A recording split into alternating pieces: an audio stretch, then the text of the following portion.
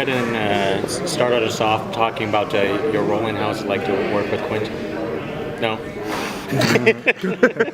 Okay.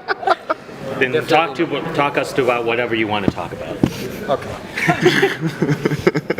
No, that's interesting. What's that thing? Oh, it's just like a recorder. Zappers. It monitors your heart as well. So. You know, I don't talk about the characters that I play. Mm-hmm. And years ago, I was a little timid about it, and I kind of squirmed when I was asked, "Could you tell us something about your character?" Now, with a little, self-confidence that comes with gray beard, I just flatly refuse. I find it incredibly counterproductive to what I do, not to what you do. That I completely understand. To explain, because I want you to see what it is that you see. I strongly believe that what I do for a living is for you to see and to watch. But when we go, and when I'm audience too, when we go to the movies or to the theater, we don't go because we want that version, but because we want to recognize what we have to do with that version.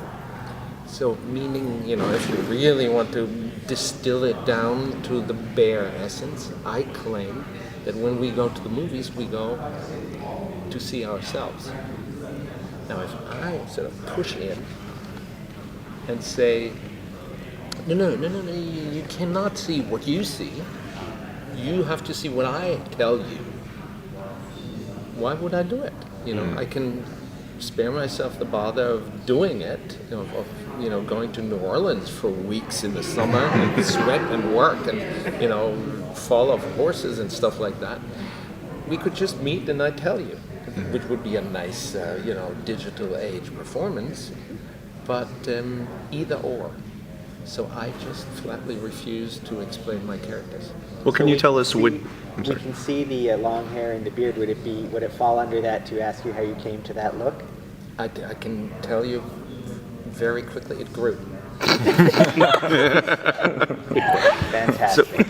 So which was it more specifically that drew you to the project? Was it working with Quentin again, or was it what you saw in the character? No, both. Both. I mean, Quentin and I sort of formed a friendship and an understanding on that basis, and a common artistic interest.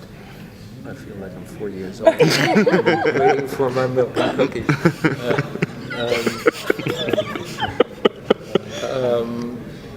So I'm interested in what he writes. I'm interested in what Richard Ford writes. I'm interested in what Jonathan Franzen writes. When a new book comes out or becomes accessible in whatever form, I get it and I read it. Same thing with Quentin. If Quentin and lucky for me, we have a friendship. So we meet occasionally, and he tells me what he's thinking about, or the little things that he writes. I read. He started writing some theoretical stuff about movies and spaghetti westerns and historical stuff. So I kind of I do what a friend would do, follow his friend's thoughts. And then in this case, I was sort of, I wasn't involved at all, but I was invited to observe the creation of this thing.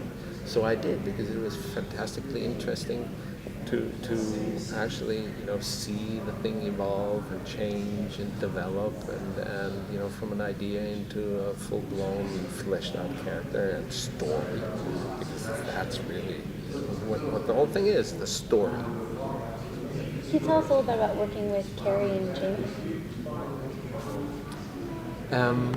Why the two of them? Why not two others?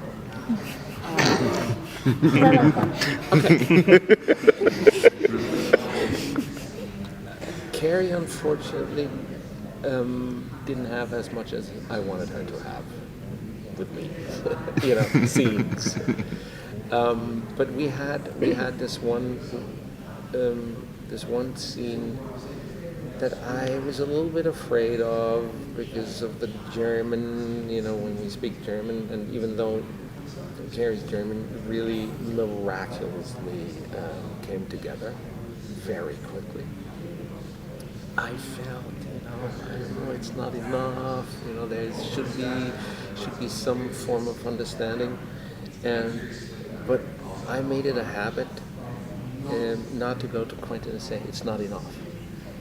I made it a habit to say, well, maybe my thoughts are not enough. And usually that's why it's called an actor.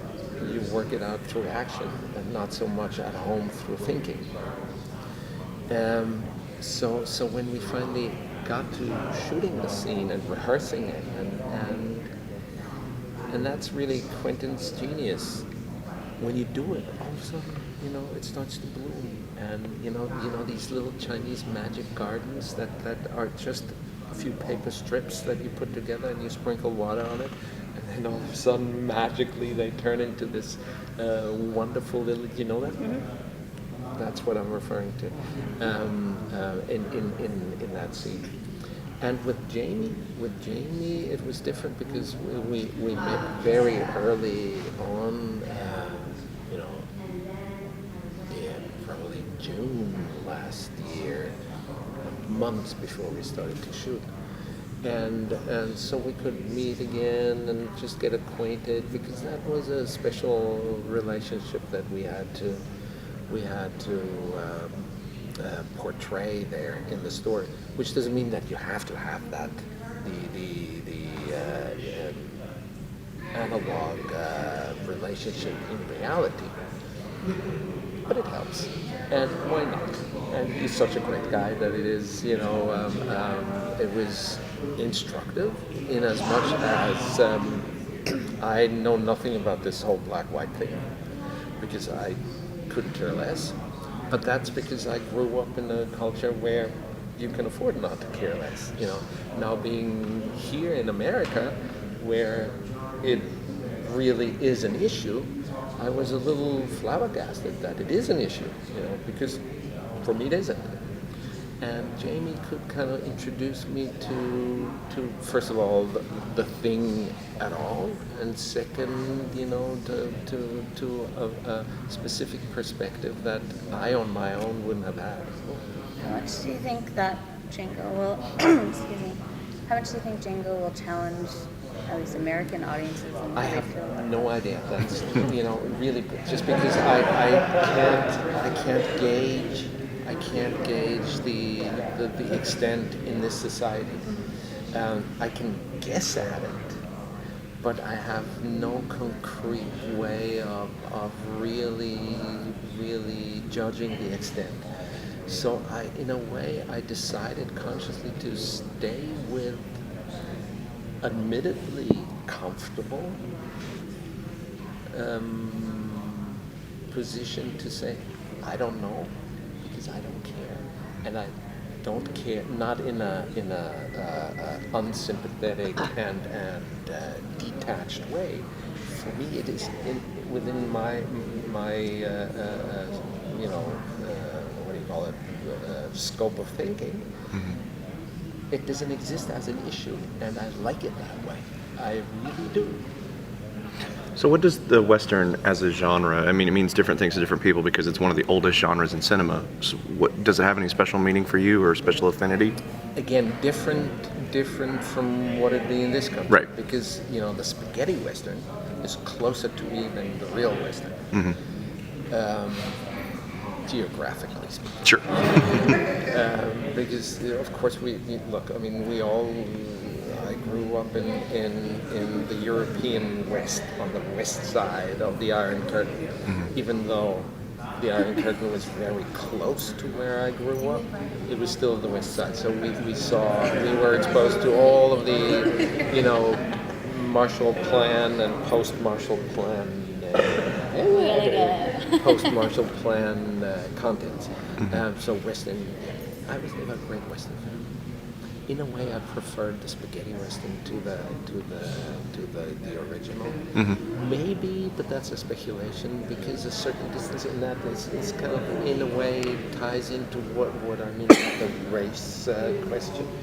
Maybe a certain distance to the actual core of the thing is a good way to get a perspective and get a different. And I hesitate to say objective because it isn't. Yeah. And that kind of brings us round to the beginning. Objective isn't possible. We do it for your subjective. Exactly. Thank you very much. Thanks.